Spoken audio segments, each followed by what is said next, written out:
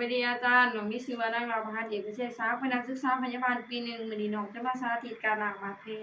ก่อนที่เราจะเข้าไปหาคนเจ็บเราควรศึกษาข้อมูลของคนเจ็บก่อนคนเจ็บมีชื่อว่าเฒ่าจิมมี่อายุ25ปีอยู่บ้าน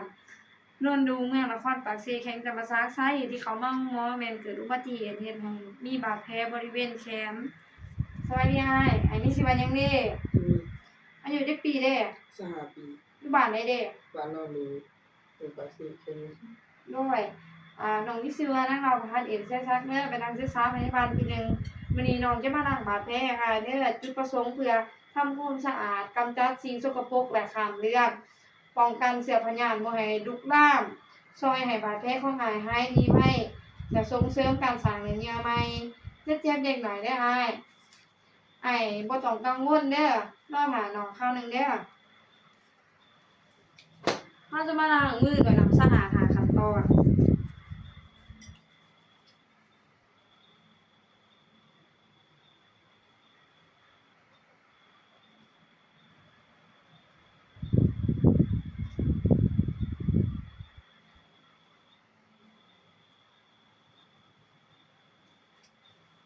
แล้วเราจะใช้แมส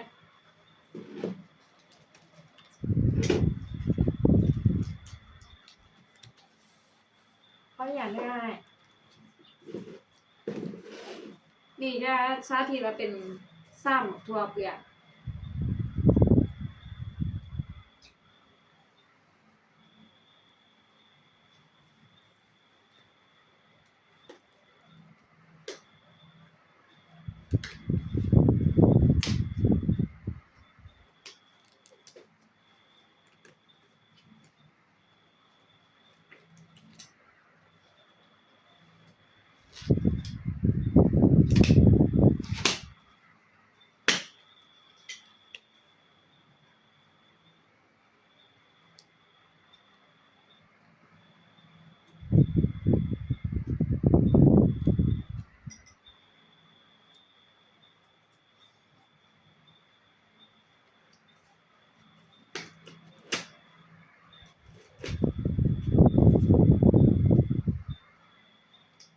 มาล้างมือด้วยน้ำกรดอย่าง5ขั้นตอน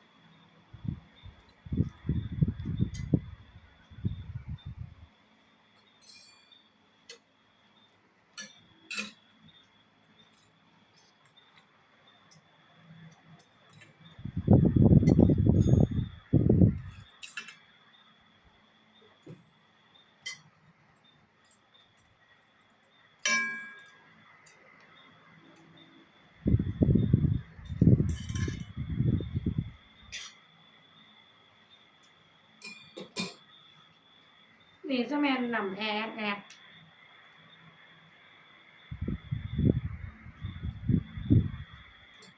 ก่อนที่เราจะใส่เราควรหยดถิ่มก่อน1หยดนะ2หยด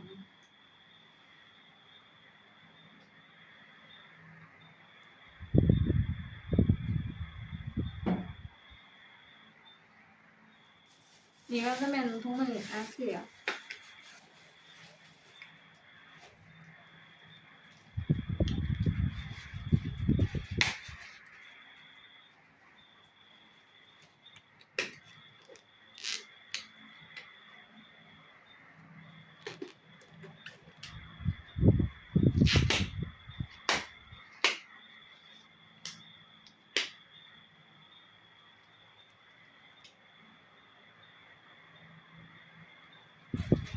นี่คือแม่นยาฆ่าเชื้อเขาจะมากวดเบิ่งบาดแผลของคนเจ็บมากวดเบิ่งสีการบวมการไหลซึมกลิ่นและก็ขนาดของบาดแผลของคนเจ็บ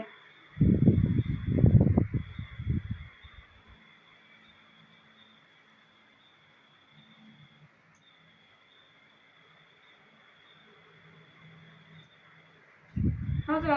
อั่นออกก่อนเพราะมันหมาดเนาะ เราเสร็จเป็นวงกลมนะเสร็จลง